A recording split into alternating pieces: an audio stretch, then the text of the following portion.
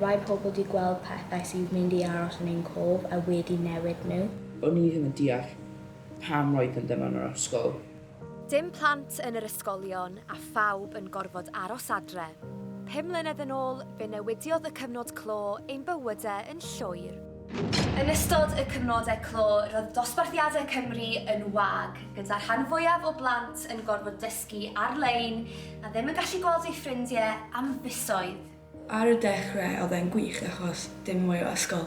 A wedyn ar ôl bach o amser oedd wedi mynd bach yn diflas. Doeddwn ni ddim yn really siŵr beth oedd yn digwydd, roeddwn ni mor ifanc. Roeddwn ni jyst yn gweld mam a dad fi mewn tyma bach o fel panic. Yma yn Ysgol Gyfun Gymraeg Bryn Tawe, mae bywyd ysgol nôl i normal.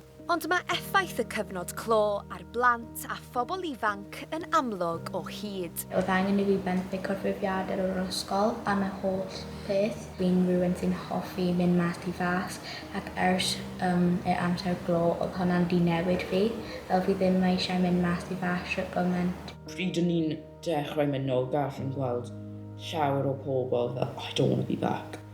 Oherwydd nawr chi orfod mynd nôl i'r ysgol ble chi ddim rili eisiau fod. Gyda ci? Mae rhai plant wedi ei chael hi'n anodd mynd nôl i'r ysgol ers y cyfnod clo. Dyna pam mae helpu plant i ddelio gyda'i teimladau yn bwysig iawn. Yn ystod y cyfnod yma, doedd plant ddim yn gallu cymdeithasu efo plant eraill, ddim yn gallu mynd allan i chwarae. Mi ydan ni wedi gweld cynnydd enfawr yn nifer o blant sydd hefo problemau iechyd meddwl. Er bod 5 mlynedd wedi mynd heibio, mae effeithiau'r cyfnod clo dal yma.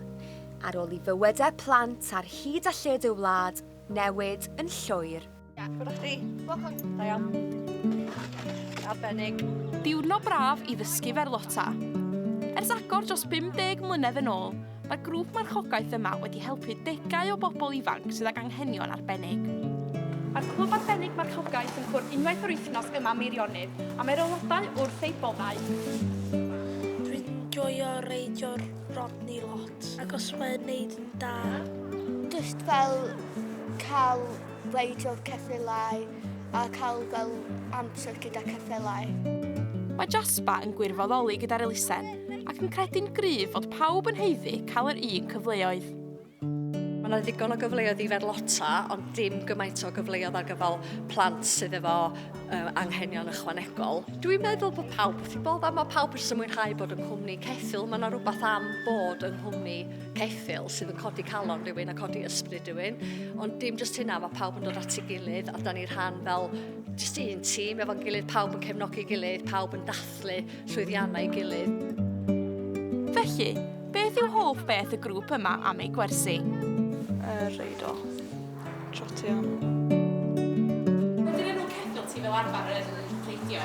Sicr. Dwi'n licio reidio efo fo a dwi'n licio sgwrs efo. Ia, cyfle gwych i wneud ffrindiau, gyda chi aelodau a'r ceffylau.